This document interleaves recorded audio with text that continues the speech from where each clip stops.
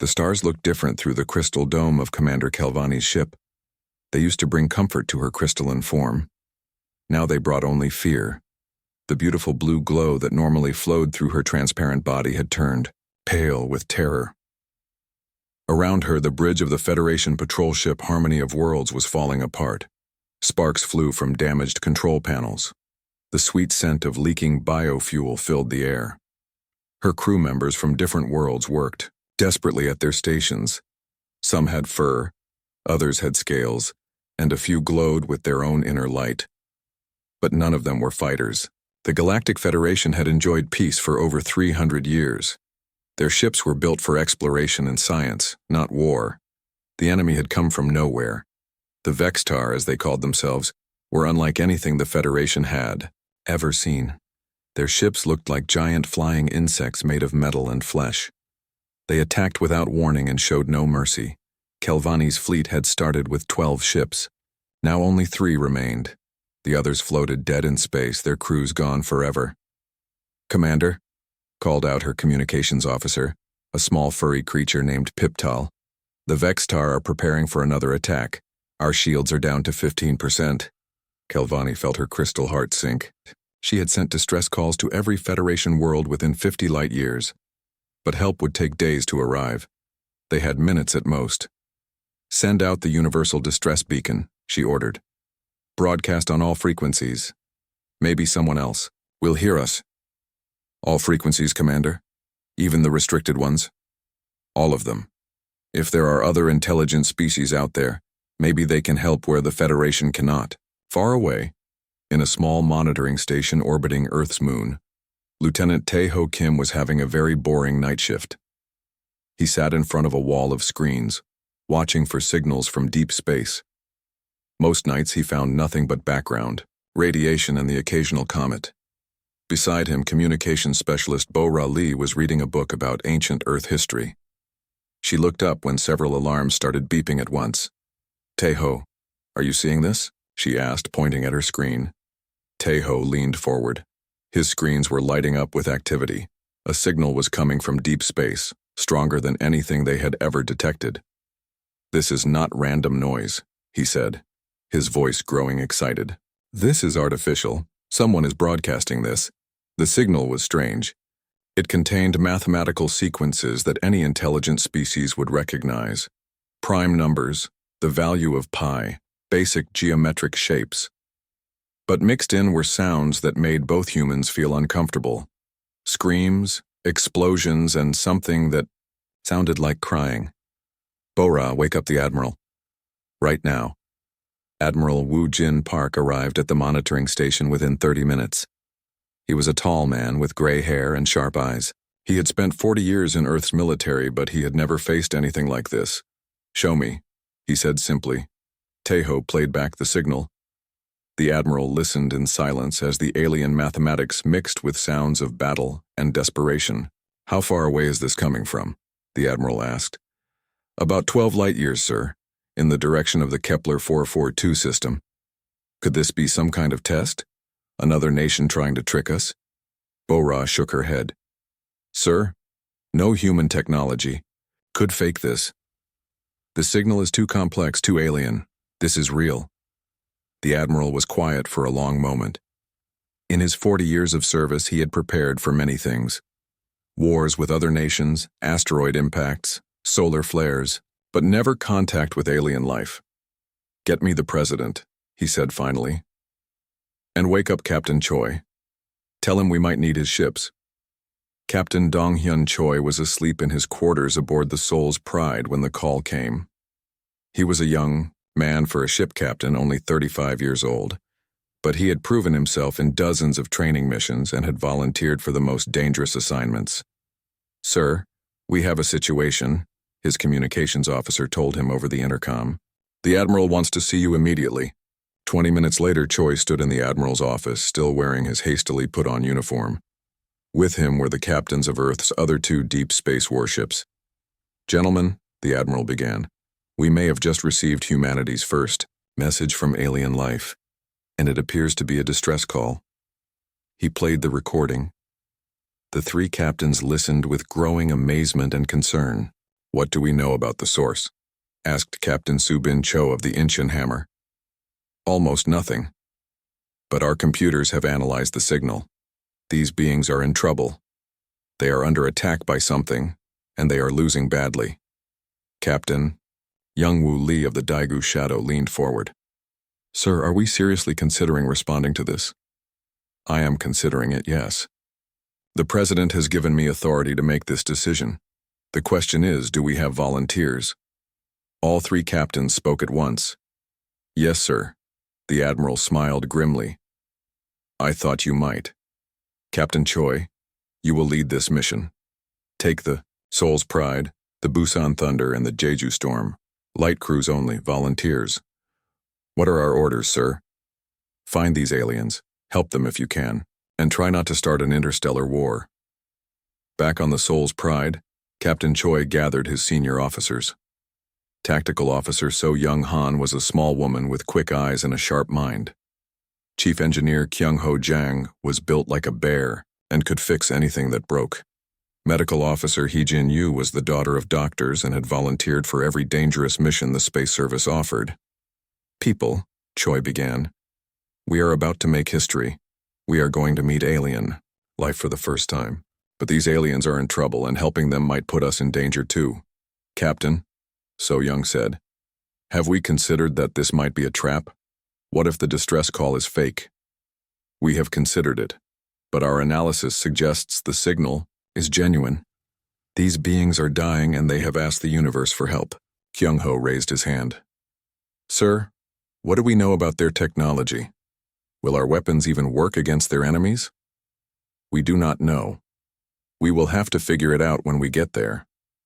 Dr. Haijin looked thoughtful. Captain, what if their biology is completely different from ours? What if trying to help them kills them? Then we will learn from our mistakes and do better next time. But we cannot ignore this call for help. As the three human ships prepared for their faster-than-light jump, none of the crew members realized they were about to introduce the galaxy to something it had never seen before. They did not know that Earth was considered a death world by galactic standards. They did not understand that humans were tougher, more adaptable, and more willing to fight than almost any other species in the universe. They only knew that someone needed help, and they were going to provide it. The jump to hyperspace felt like falling through stars. When they emerged 12 light-years away, they found themselves in the middle of a war zone that would change everything. The human fleet dropped out of hyperspace into chaos. Captain Dong-hyun Choi stared at his main screen in shock. Massive alien ships floated dead in space like fallen giants. Some were torn in half, others had huge holes burned through their hulls. The beautiful crystalline vessels that remained were firing desperately at swarms of dark insect-like attackers. My God, whispered Tactical Officer So Young-han from her station. What happened here? Before Captain Choi could answer, his communications officer called out. Sir, we are being scanned by multiple contacts. The insect ships are turning toward us. Battle stations, Choi ordered calmly. All ships, form defensive pattern Alpha. Prepare for contact with unknown hostiles. The Vextar swarm moved like angry wasps toward the three human ships. Their vessels were nightmares of black metal and pulsing organic parts. Each ship looked alive, with parts that moved and twisted like muscles under skin. Commander Kelvani watched from her damaged bridge as three new ships appeared in the battle zone. These newcomers were different from anything she had seen before. They were smaller than Federation vessels but looked much stronger. Their hulls were gray metal with sharp edges and weapon ports that glowed with threatening energy. Unknown vessels, she broadcast on all frequencies. This area is under attack by hostile forces. Retreat immediately for your own safety. On the Seoul's Pride, Lieutenant Tae-ho Kim worked frantically at his communications station. Captain, I am receiving a transmission from one of the crystalline ships. The computer is trying to translate. Put it through, Choi ordered. A strange musical voice filled the bridge. The words were alien, but the fear in the voice was universal. Even without translation, everyone could hear the desperation. They are warning us to run, Dr. Hyojin, Yu said softly. Even in the middle of their own battle, they are trying to protect us. Captain, So Young Han called out, the insect ships are in attack formation, weapons charging, impact in 30 seconds. Captain Choi made a decision that would echo through galactic history. All ships engage the hostiles. Protect the crystalline vessels. This is our first contact, people. Let us make it count. The Soul's Pride opened fire first. Its plasma cannons lit up space with brilliant blue energy. The beams struck the lead, Vextar ship, and punched straight through its organic armor. The alien vessel exploded in a shower of green fire and twisted metal. Commander Kelvani watched in amazement. These newcomers had just destroyed a Vextar hunter with a single shot. Her own weapons had barely scratched the same type of ship. The human fleet moved through the battle zone like sharks among minnows. Where Federation ships were graceful and flowing, human vessels were brutal and efficient. They did not dance around their enemies. They charged straight at them, guns blazing. Chief Engineer Kyung-ho Jang watched his power readings with satisfaction. Captain, all systems running at optimal levels. These human-built reactors are holding steady even under combat stress. Good, Choi replied, watching as the Busan Thunder rammed straight through a Vextar formation.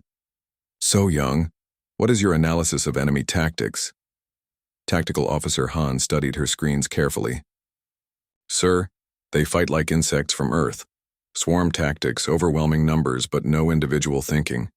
If we can disrupt their formation, they become confused. Then let us confuse them. The 3 human ships began a coordinated attack pattern that the galaxy had never seen before. They used the wreckage of destroyed Federation vessels as cover and weapons. The Jeju Storm grabbed a piece of broken alien hull with its tractor beam and hurled it into a group of Vextar ships like a giant spear. On the Vextar command vessel, Queen Mind Zithkara felt something she had never experienced before: fear. These new creatures fought without logic or predictable patterns. Where any sane species would retreat when outnumbered, these beings attacked. Where wisdom called for caution, they showed aggression. Analysis, she commanded her subordinates through the hive mind link. Unknown Queen Mind. They appear to be from a single star system. Their technology is primitive by our standards, but their tactics are disturbing. Disturbing how? They fight as if they expect to die, but instead of making them weak, this makes them more dangerous. Back on the Soul's Pride, Dr. Hae Jin-yu received an urgent request from Captain Choi. Doctor, we are receiving distress signals from the crystalline ships. They have wounded. Can you help them? I will try, she replied, gathering her medical equipment, but we know nothing about their biology. Do your best. So Young, clear us a path to that damaged crystalline vessel. The Soul's Pride fought its way through the battle zone toward Commander Kelvani's ship. Vextar attackers swarmed around them, but human weapons cut through their numbers like fire through paper. Dr. Yu transported over to the alien vessel in a small shuttle. When the airlock opened, she stepped into an environment that should have been impossible. The air was thin and filled with strange gases. The gravity was different. Radiation levels were high enough to kill most Earth life, but humans were not most Earth life. Dr. Yu simply activated her portable life support and went to work. Commander Kelvani watched in shock as the alien doctor moved through the damaged ship without any sign of discomfort. When Yu reached the medical bay, she found injured Federation crew members from a dozen different species. Do not be afraid, Dr. Yu said, her translation device working to convert her words. I am here to help. She quickly assessed the wounded. Radiation burns that would be fatal to most Federation species were treated with simple medicines from her kit. Injuries from depressurization that would require major surgery were handled with basic first aid techniques. How? Commander Kelvani asked, watching the human doctor work. How do you survive in these conditions? Survive? Dr. Yu looked confused. These conditions are not that bad. My homeworld is much harsher than this. Meanwhile, the battle in space was turning. The Vextar swarm had started with over 40 ships. Now only 12 remained, and they were retreating in confusion. The 3 human vessels pursued them relentlessly, destroying 2 more before the aliens escaped into hyperspace. Captain Choi opened a communication channel to all Federation survivors. "This is Captain Donghyun Choi of the Earth vessel Soul's Pride. Are you in need of assistance?"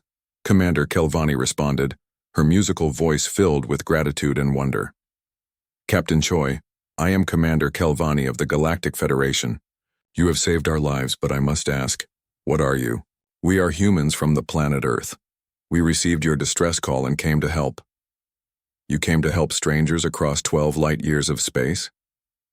"Yes. Is that unusual?" Kelvani was quiet for a long moment. In 300 years of Federation, peace, no species had ever responded to a distress call from unknown aliens. Most civilized races would have studied the signal for years before making contact. "Captain Choi," she said finally, "I believe you and your people have just changed the galaxy forever." As the human fleet took up protective positions around the surviving Federation ships, none of them realized how right she was.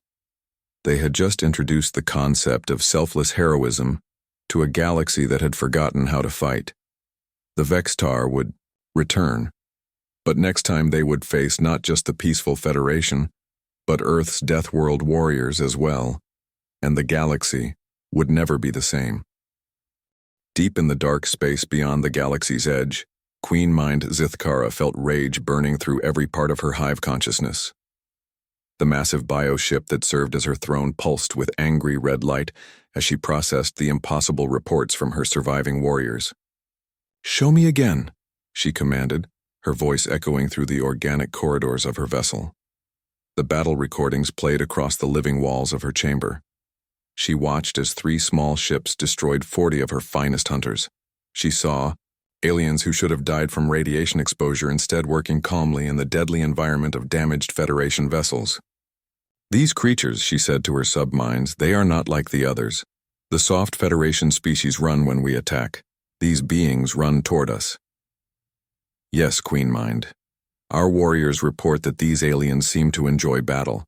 They show no fear of death. Where do they come from?" "A small system on the galaxy's rim, 3rd planet from a yellow star. Our scouts report it is a death world with impossible conditions." Zithkara's compound eyes focused with interest. "A death world? That explains much. Send 3 hive fleets to destroy their home system. I want to understand these creatures by studying their ashes." Meanwhile, in Earth's orbital command center, Admiral Woo Jin Park stood before a room full of the planet's most brilliant minds. Scientists, linguists, military officers, and diplomats had gathered for humanity's first xenological briefing. "Ladies and gentlemen," the Admiral began, "we are no longer alone in the universe. Captain Choi's mission has made contact with an alliance called the Galactic Federation. They are currently under attack by a hostile species known as the Vextar." Dr. Mira Song, Earth's leading xenobiologist, raised her hand. "Admiral, what do we know about these Federation species? Are they friendly?"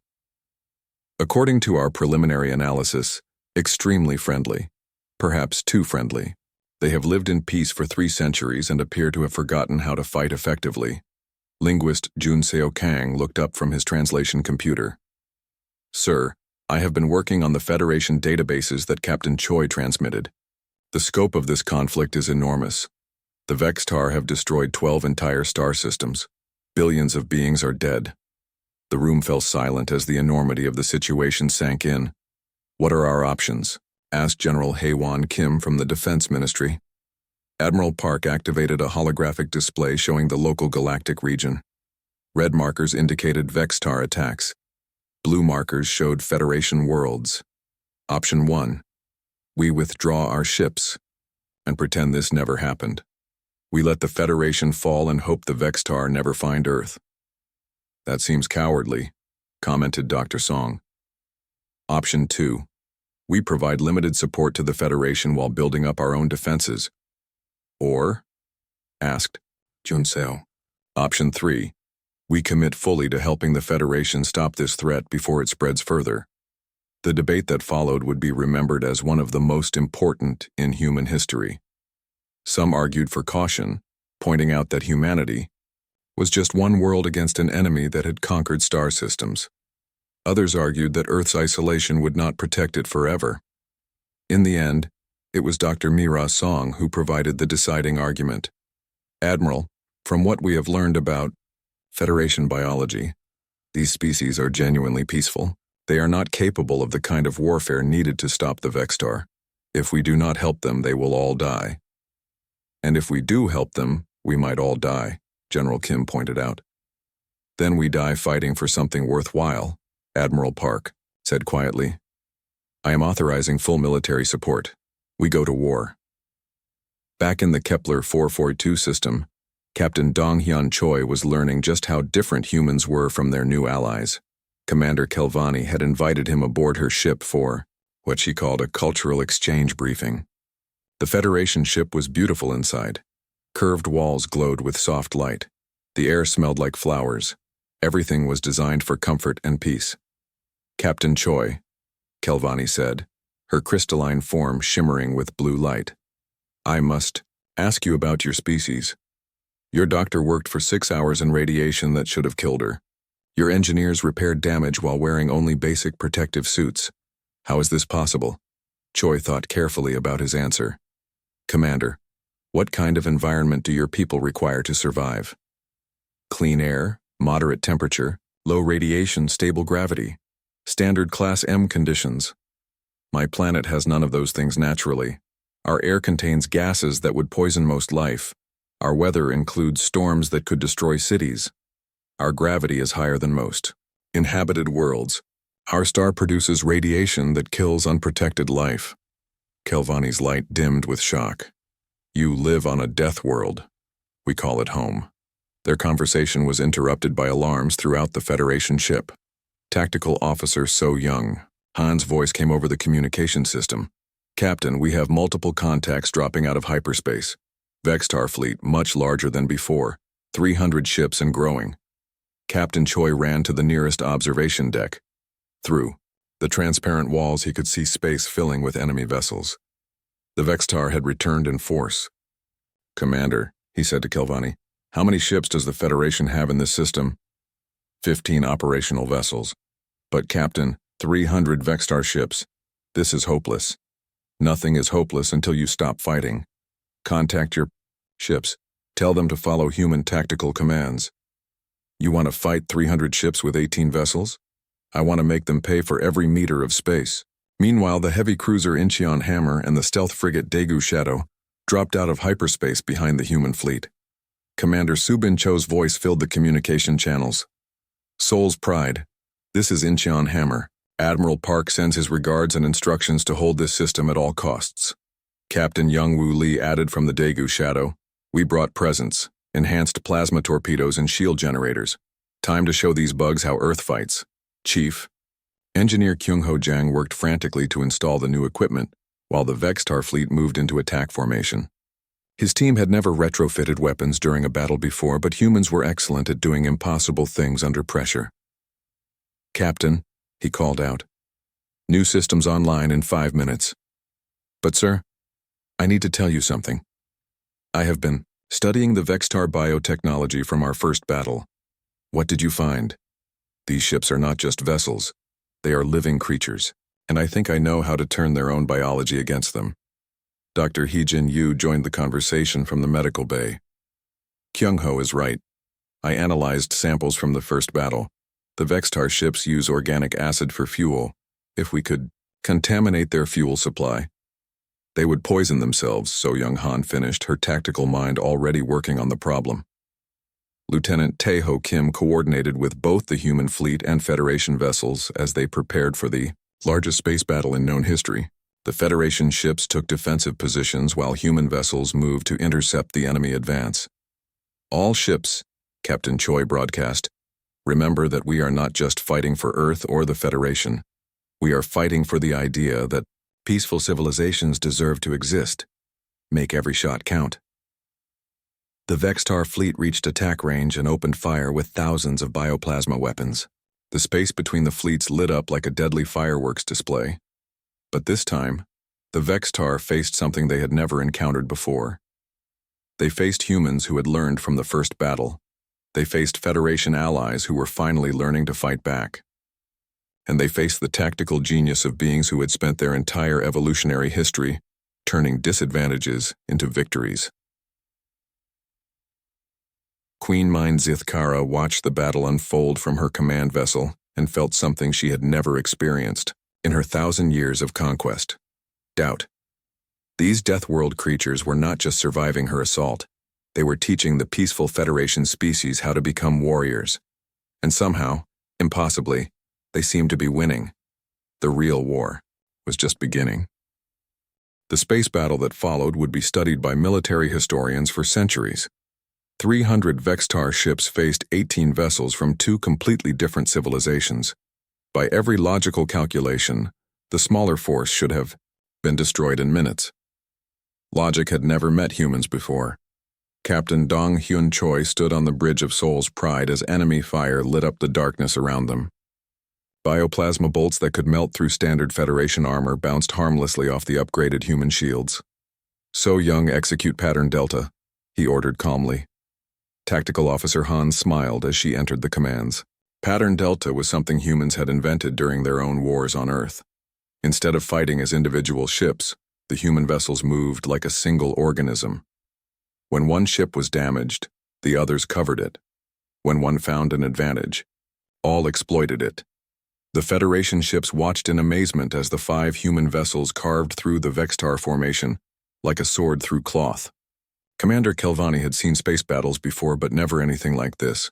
"How do they coordinate so perfectly?" she asked her bridge crew. "Unknown, Commander.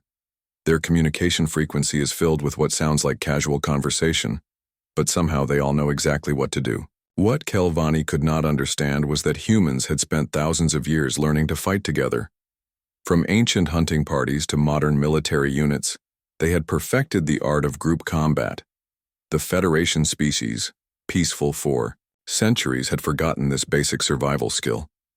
Chief Engineer Kyung-ho Jang worked frantically in the engine room of Soul's Pride as the battle raged around them. He had discovered something important about Vextar bioships during the first encounter.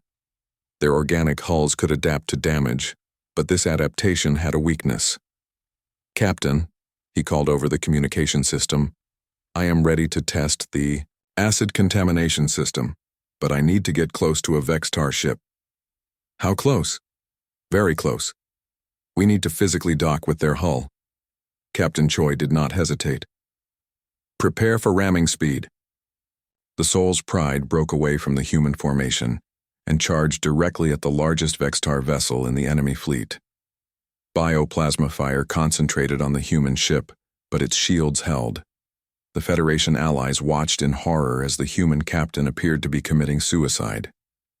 "Soul's Pride, break off your attack," Commander Kelvani broadcast. "You cannot survive a collision with that ship." "Watch us," came the calm reply.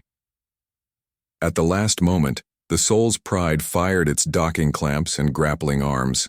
Instead of ramming the Vextar ship, it attached itself to the alien hull like a parasite. The bioship's living armor tried to reject the human vessel, but Earth engineering was designed to work in impossible conditions. "Now, Kyung-ho," Captain Choi ordered.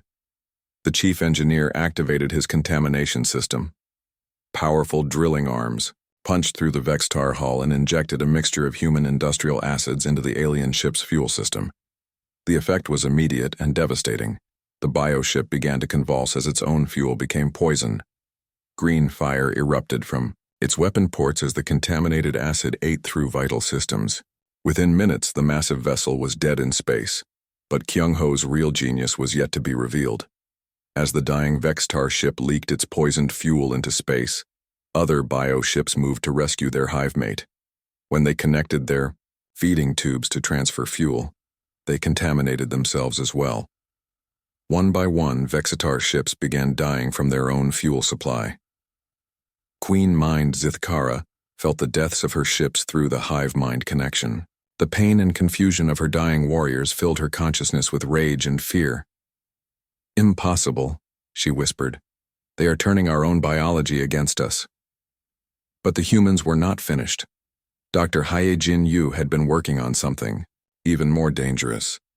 She had discovered that Vextar bioships were vulnerable to certain Earth bacteria that she carried in her medical supplies. "Captain," she called from the medical bay, "I need to board one of their ships. I have something that might end this battle." "Too dangerous," Choi replied immediately. "Sir, I have been exposed to every disease on Earth. My immune system can handle anything these aliens have. But they have never encountered Earth pathogens." Captain Choi made another decision that would echo through history. Prepare a boarding shuttle. The small human shuttle launched from Seoul's Pride while the main battle continued around them. Dr. Yu wore only a basic environmental suit as she approached the Vextar command ship. To the aliens monitoring her approach, she looked completely vulnerable. They had no idea they were about to meet a walking biological weapon. The shuttle docked with the bioship's airlock. Dr. Yu stepped into an environment that would have killed most Federation species instantly. The air was filled with toxic gases. The temperature was far below freezing. Acidic moisture covered every surface. She breathed normally and walked deeper into the ship. Vexitar warriors tried to stop her, but Dr. Yu had brought something more dangerous than any weapon. She had brought common Earth-cold viruses, flu strains, and bacteria that were harmless to humans but deadly to species that had never developed immunity to them. With every breath she took, every surface she touched, she spread microscopic death through the bioship. The Vextar warriors who attacked her carried the contamination back to their hive mates. Within an hour, the entire command ship was dying of diseases that Earth children recovered from in a few days. Sergeant Dalsu Shin and Corporal Yoonji Nam led a team of human marines aboard another Vextar vessel. Where Dr. Yu used biology as a weapon, the marines used pure human stubbornness. They fought through corridors filled with acid that ate through their armor. They breathed air that burned their lungs and kept fighting. When their weapons ran out of power, they used Vextar body parts as clubs. The alien warriors could not understand enemies who became more dangerous when they were injured. Every time a human marine was hurt, they seemed to fight harder instead of weaker.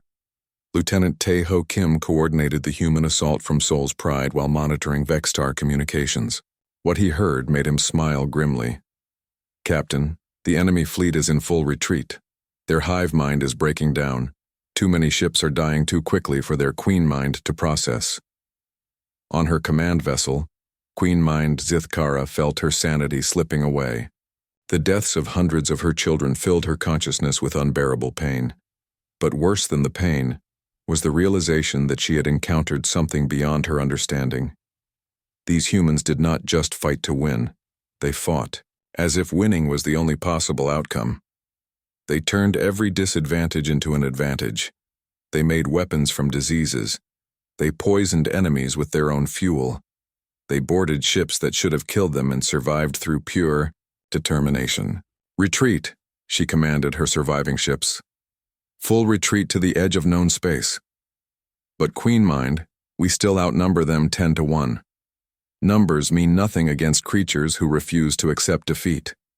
Retreat now, before they destroy us all. The surviving Vextar ships fled into hyperspace, leaving behind the wreckage of over 200 vessels. The humans had lost nothing except some hull plating and a few dented suits of armor. Commander Kelvani's crystalline form was glowing brighter than anyone had ever seen as she processed what had just happened. Her peaceful Federation had just witnessed the most effective military action in galactic history. "Captain Choi," she said over the communication system, "I must ask you something important." "Yes, Commander." "Are all humans like you?" Captain Choi thought about his home world. He thought about the billions of humans who lived on a planet that tried to kill them every day with storms, radiation, poison, and predators. He thought about a species that had survived by refusing to give up no matter how impossible the odds. "Commander," he said finally, "you have only seen us on our good behavior. We are trying to make a good first impression." Commander Kelvani felt a shiver of fear and excitement run through her crystalline body. If this was humans being polite, what would they be like when they were truly motivated? She was about to find out. Because across the galaxy, Queen Mind Zithkara was preparing for total war against the species that had just taught her the meaning of fear.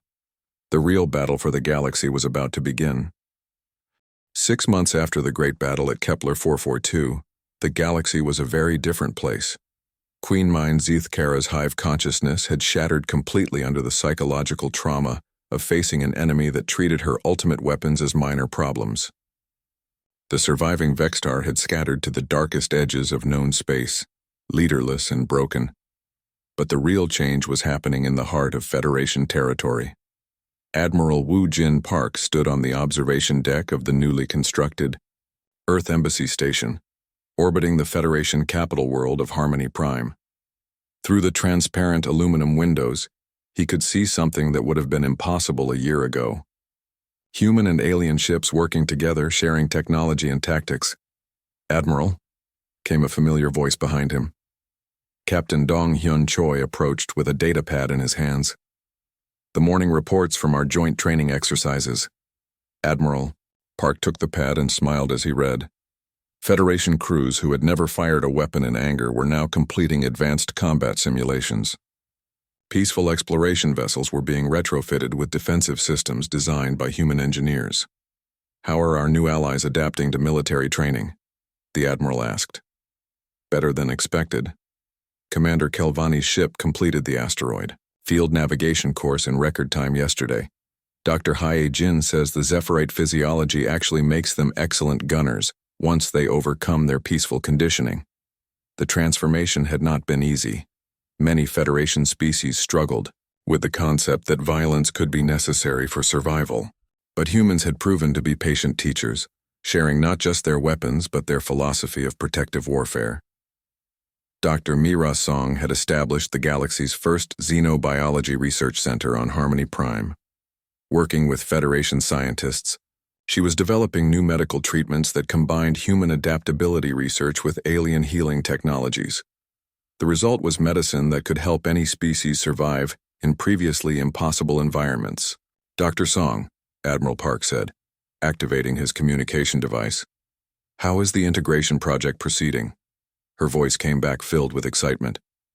"Admiral, the breakthrough we made last week changes everything. By combining human genetic adaptability with Zephyrite crystal healing and Novan regeneration techniques, we can help any species survive in extreme conditions. The Federation worlds that were evacuated due to Vextar damage can be recolonized. Meanwhile, in the deep space monitoring station that had started it all, Lieutenant Tae-ho Kim and communications specialist Bo-ra Lee were training a mixed crew of humans and aliens to watch for new threats. The lesson of the Vextar War was clear. The galaxy was not as peaceful as the Federation had believed. "Contact bearing 27 Mark IV, called out Ziktal, a young Novan who had volunteered for the monitoring service. "Unknown signal, possible distress call." Bo-ra Lee moved to the analysis station. After months of working with alien technology, she could read the displays as easily as human equipment. "Confirmed distress signal. Mathematical progression indicates intelligent origin. Distance approximately 15 light-years. Another species. Asking for help," Tae-ho observed. 6 months ago we would have debated for weeks before responding. Now what do we do?" The answer came from Captain Young-woo Lee, whose stealth ship Daegu Shadow was docked at the station. "We go help them. That is what we do now." The response fleet that jumped to hyperspace an hour later would have amazed both humans and aliens. From the pre-contact era, 5 human vessels worked alongside 8 Federation ships. The crews were mixed, with humans teaching aliens about combat while learning alien sciences in return. Dr. Hye-jin Yu, now serving as Chief Medical Officer, for all joint operations had her medical base stocked with treatments for over 30 different alien physiologies. Her human immune system, boosted by Federation bioenhancement technology, made her nearly immune to biological threats from any known species. Chief Engineer Kyung-ho Jang had become something of a legend among Federation engineers. His ability to combine human industrial technology with alien biosystems had produced hybrid ships that were stronger than anything either civilization could build alone. The distress signal led them to a star system under attack by pirates using stolen Vextar technology. The criminal organization had expected to find helpless civilians to rob and enslave. Instead, they found the new galactic reality. Captain Choi coordinated the joint fleet response with the casual efficiency that had become his trademark.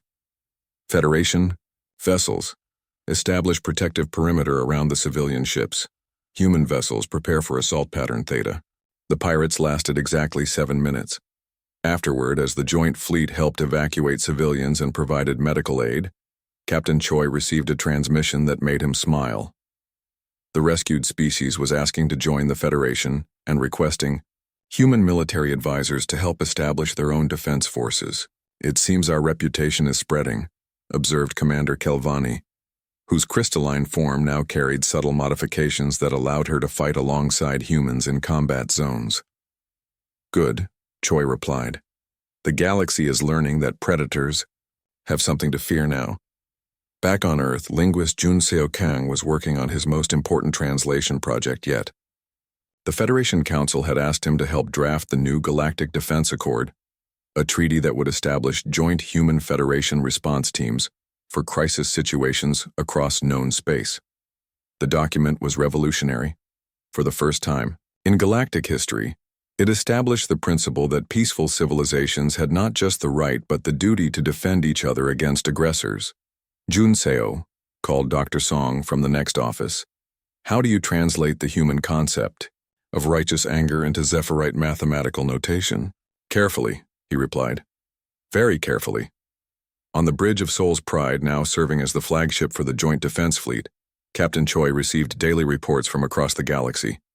Vex-Tar remnants captured, pirate groups disbanded, new species making contact with the Federation, trade routes reopened, worlds rebuilt.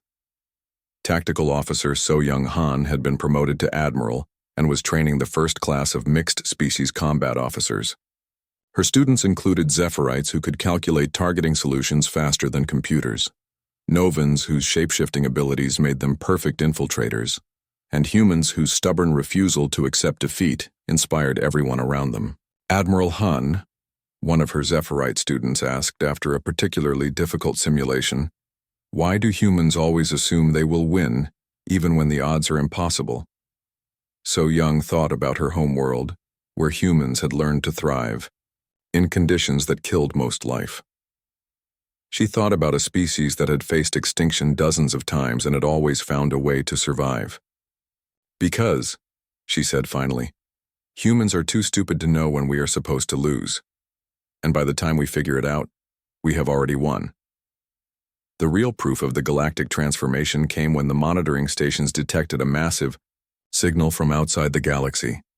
Something enormous was approaching from the void between stars.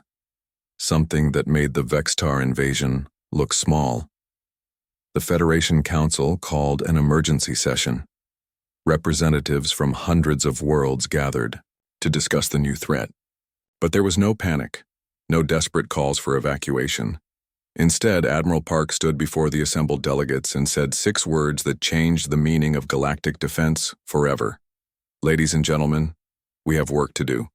The response was immediate and overwhelming. Every Federation world volunteered ships and crews. New defense stations were planned. Weapons were manufactured. Training programs expanded. The galaxy that had once cowered before a single aggressive species now prepared to face the unknown with confidence. They had learned the most important lesson humans could teach. Sometimes the best defense is a willingness to fight for what matters. Lieutenant Tae-ho Kim stood in the same monitoring station where this had all begun, watching the screens that now showed a galaxy-wide defense network.